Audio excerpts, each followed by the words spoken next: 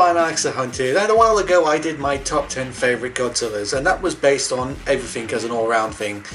Design, abilities, personality, all that sort of stuff. But it got me thinking, what would be my favourite Godzilla designs? The ones just basically just judging on appearance, judging a book by its cover, what are the best looking Godzillas? And if you're wondering if this countdown is basically just so I have something to upload in between my Gamera Super Monster review and before Godzilla vs. Kong comes out, you're goddamn right it is. So let's start off this list with number 10. Godzilla Earth. Yes, I know, starting off with a Godzilla that was on my worst list. But while everything in this anime is absolute trash, the one thing they did get right was Godzilla's design. He did look really big and intimidating. His sheer size alone makes him arguably the most powerful Godzilla there has ever been, and he's also one of the oldest Godzillas, and that design reflects that. The spikes on his jaw make him look like he's got a sort of beard. You definitely get the vibe from this design that this is an old god, an old being, an old monster. He looks ancient and old and so powerful, like he's lived this world for so very, very long. Maybe that explains why he hardly moves in these animes. Oh, but yes, I can't help but bash the animes, even when I'm praising them. It's a shame really, because this design is really, really good, I think. For what they were going for, they definitely pulled it off. I just wish they actually did something with it. Moving on. Shonjiki Godzilla. I think for a lot of people this was their first Godzilla. Because he appeared in quite a few Godzilla movies, especially ones that were imported on VHS or appeared on TV. You know, mostly the cheap ones, or Destroy All Monsters. But as a design, he actually works really, really well in my opinion, because he is the perfect middle ground between intimidating and also kid-friendly. In the movies before this, especially when they were starting to turn Godzilla into a more of a anti-hero role, his design was a bit too intimidating, or when it comes to some of the other designs, a bit too goofy. But then when they went into later designs, from Godzilla vs. Megalon onwards, they went far too much into the kid-friendly design. This is definitely the perfect middle ground. He has big-ish eyes like in later Godzilla designs, but he still looks intimidating, he still looks threatening, he still looks like a monster. He is definitely perfectly situated in the middle ground of antagonist and also hero. Apart from the first ever Godzilla, which we'll get to, this was probably the best Showa design for Godzilla, and also probably the best suit, the one that at least looked like a guy in a rubber suit, compared to later ones which clearly did look like that and were sort of made on the cheap. Also being the Godzilla suit that was used in the most Showa movies definitely made his appearance last longer, instead of some that just appeared in one movie and then got completely redesigned. Mostly for the better, looking at you, son of Godzilla. But yes, the Shonjiki Godzilla is the perfect middle ground of the Showa era designs. Number 8. Miragoji. The first Godzilla of the Millennium era, Miragoji is definitely quite the update of the design. He definitely looks like Godzilla, but a lot more 2000s, like look at all the spikes and look how big his dorsal fins are. They definitely went somewhere with this design, and also gave him an orange atomic breath. It's the only Godzilla whose default atomic breath was his orange one. It was also the default Godzilla that was used in the Godzilla Pipework games, which is odd considering that he was only used in 2 movies, and when later games came out there were much more other Godzilla designs that they could have used, or they could have used his blue atomic breath, but for some reason they didn't. They kept it orange. But yeah, this Godzilla, he's definitely got a more intimidating, threatening appearance for the Millennium era. Definitely fitting the more anti-hero and force of nature role, but depending on what angle he's shot at, he can also look a bit more friendly in a way. But not many angles. It was kind of a risk Toho doing this for their first Godzilla movie in 5 years. Instead of going with a more classical design like the Heisei era, they decided to go sort of out there with the design, but kept it more like Godzilla, unlike when, you know, TriStar did it. So he's definitely an updated, more reptilian looking design, especially with the more hunched back appearance with the massive dorsal fins on his back, making him look more reptilian and more, well, monster-like. A good design and a bit of a risk, and I kind of do like it when they take risks but don't go too far with risks. A good well-rounded design. Number 7.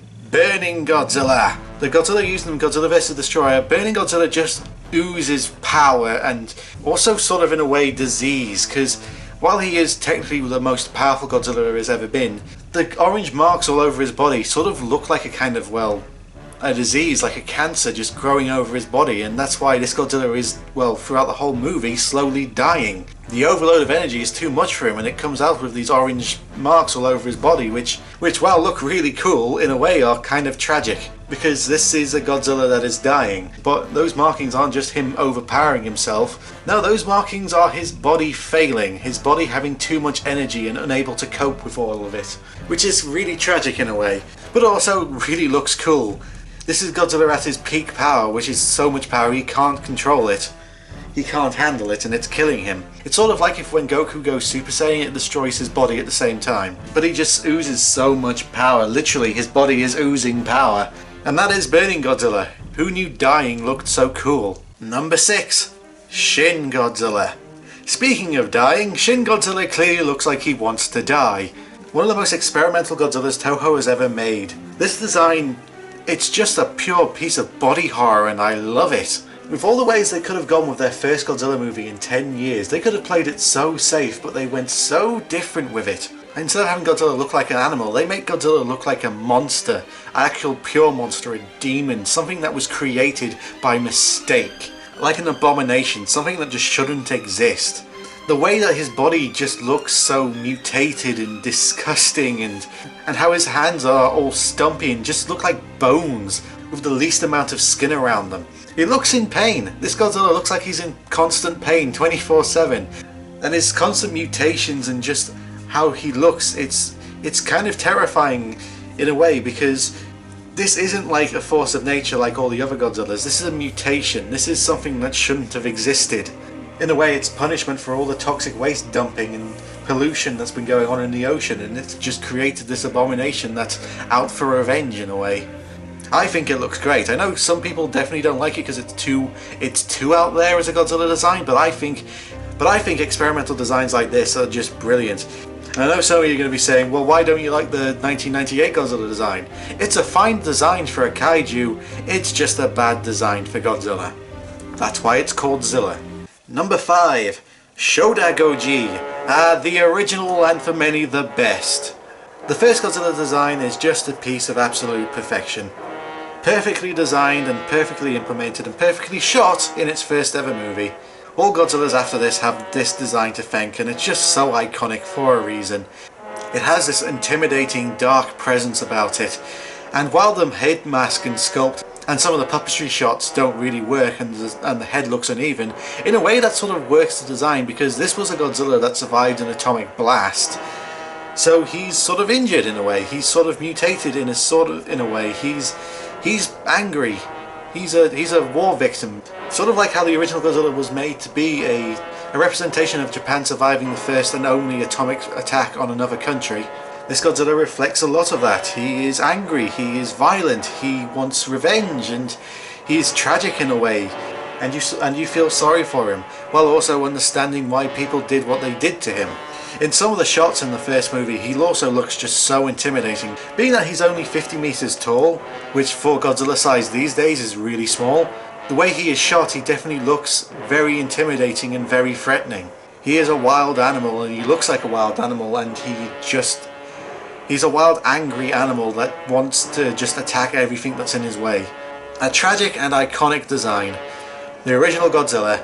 Number 4. Kiryu Godzilla. Yes, my least favourite Godzilla has one of my favourite designs. Just shows how much I really don't like the characterization of this Godzilla. The fact that the design that is this good doesn't save it from being my least favourite. But as a design, it is really, really good. It's just in the wrong movie. But this design is just so good. It's such a well-rounded design. It's like Godzilla 2000 design, just so refined. He does look intimidating when shot right. The only problem is his eyes are a bit too big, so he kind of looks cute in some shots when he's supposed to be intimidating. But that's the only nitpick I can really think of, because this design is just so good. And you know it's good because it was the design that was used in Godzilla's Rulers of Earth, which is probably the best use of that design, and it just... that characterization of that Godzilla in those comic books is the perfect use of that design. It fits that design so well, where he's an anti-hero but also a good guy at the same time, and also a bad guy, and I'm just muddling my words here, but you get my point. I really like this design, I just hate the characterization, but I'm only talking about the design, and it's so good. It's better than the Final Wars design, and I know that's controversial to some people's opinions, but the Godzilla Final Wars design, it looks a bit too much, in my opinion. Also, I don't like how the neck is quite bulbous, so it sort of really looks like some guy's head is just in his neck. But talking about the Kiryu design, yeah, it's just so good. It looks like a vicious animal. I just wish it was characterized better. Number 3, GMK Goji. Well, you knew my favourite Godzilla movie was going to find its way into this list at some point. The GMK Godzilla is sort of like a cross between the Heisei Godzilla and the Showa original Godzilla design, and just made much more evil and intimidating and just so much more bulky. Yes, some people will say he looks fat, but he's designed to look that way, so he looks so much more powerful than the Guardian monsters he's fighting against. This is why I have such a hang-up about the Kiryu Saga Godzilla, because they absolutely perfected the antagonist Godzilla in the last movie. And just with his design, those white eyes just make him look so much more intimidating, because there's no emotion in those eyes. They're white and soulless. You can read nothing from them. This Godzilla isn't a force of nature or an animal. He is a cold-hearted killer. It's the most evil-looking Godzilla. It's just so...